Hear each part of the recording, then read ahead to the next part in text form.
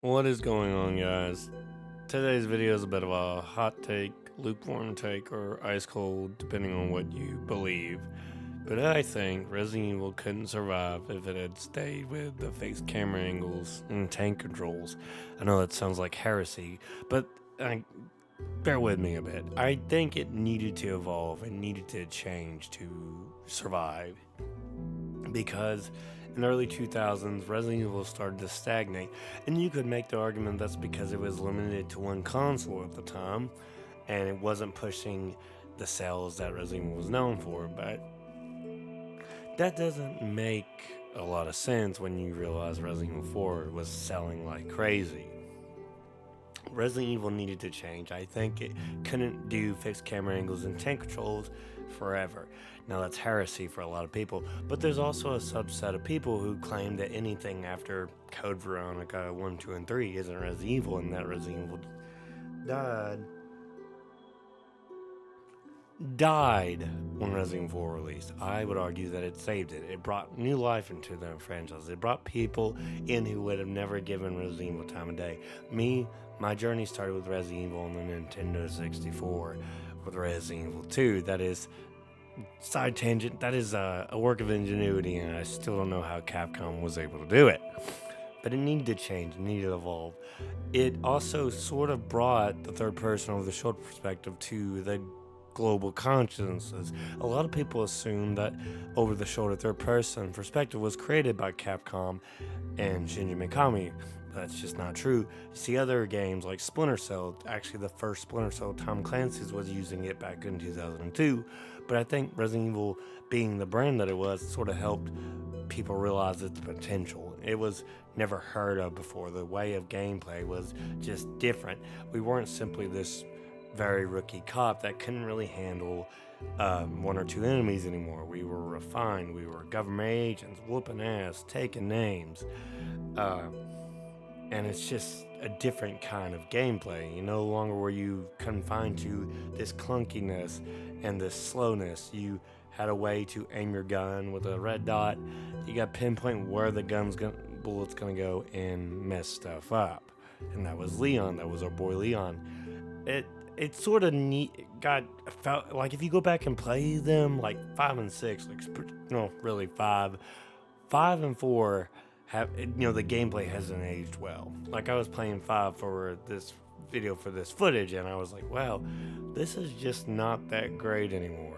But we play it cause nostalgia. But I think without Resident Evil 4's success, I don't know if we'd be talking about the same vein that we do about our beloved franchise. 20 years strong, multiple sequels, multiple remakes.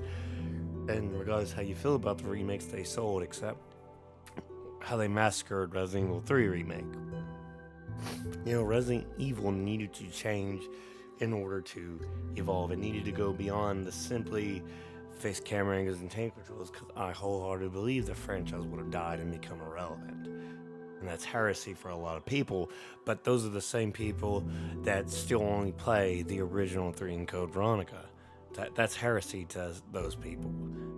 Bunch of crybabies, if you ask me. I'm kidding, that's not true. We all like different things. I can go back and play the original games, no problem, it doesn't bother me.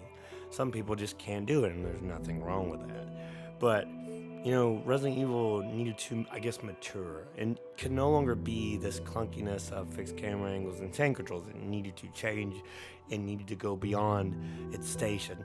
I think nostalgia sort of blinds us to what the things we love can be. Sometimes the change is not necessarily good. I think Dragon Age Velgard is kind of proof of that. Not that if you liked it, more power to you, but it seems like it put a nail in the coffin because it was so totally different from the previous iterations.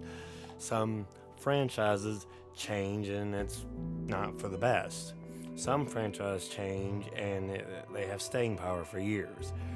And it's interesting that way. I think Resident Evil is that case of, Resident Evil 4 came out and we didn't see another game for like 4 years with Resident Evil 5. But it was still that franchise that people continuously played over and over again. Now, you can make the argument that Resident Evil 1 and 0 did bad because it was on the GameCube, but I think it was because this franchise was starting to stagnate. I think people were just tired of the same old fixed camera angles and tank controls, and that's why Resident Evil 4 was such a success, because it was different.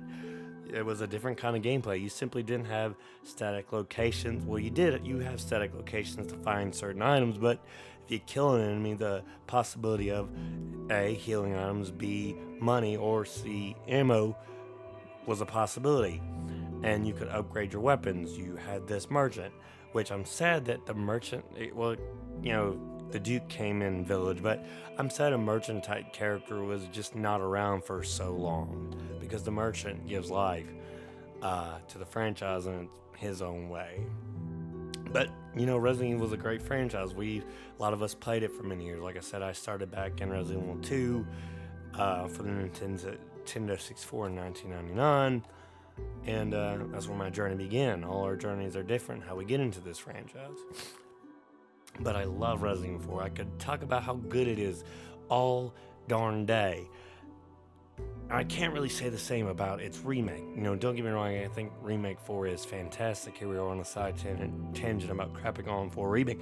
I think it's great. I think the parry system, being able to parry chainsaws, is great. I think Luis and Ashley are massive overhauls. But I think it's shallow compared to the original. Yeah, it's got all these nice bells and whistles. There's an improved way of how treasures are done. The combat system feels more fun. It feels like a proto version of 6. And I love 6's combat. I think it's the best in the franchise. And you can say what you want, but that's what I believe. But I think comparatively, it's just not as good. I don't know, there's something about going back and playing a game from 20 years ago and enjoying myself more than a remake. Like, I don't need to do a randomizer, what you're seeing right now, to play this game. I just do it because I think it's fun. With Remake 4, I cannot go back and play the same game. I have to have a randomizer, and I think that's kind of bad from a perspective that I need something different, that I just can't set for a few hours and play it.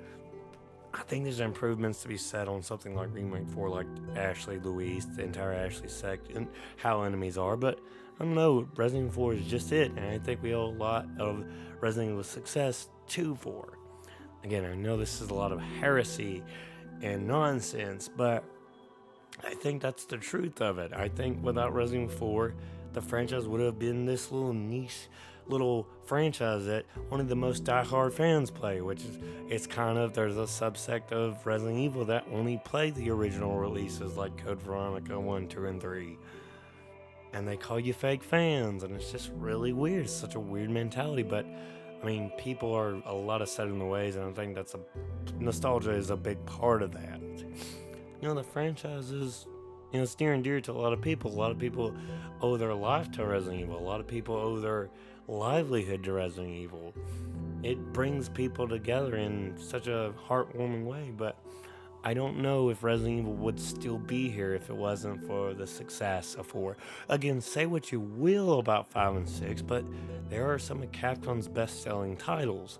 I think Resident Evil 4 is, the biggest selling Resident Evil to date.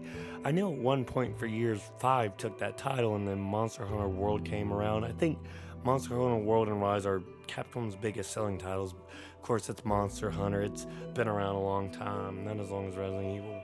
But it's a franchise that has stood the test of time. Final Fantasy is unique where it's lasted an ungodly amount of time, but not the same characters. It's a different change in characters almost every title, except for one or two instances, and not entirely for the better. Resident Evil is different, where we follow these characters for 20 years. We've seen their successes, their failures, their victories, their losses, and to us it's personal. But me personally, just don't take Resident Evil seriously, because if you take it too seriously, you're gonna wind yourself in some knots.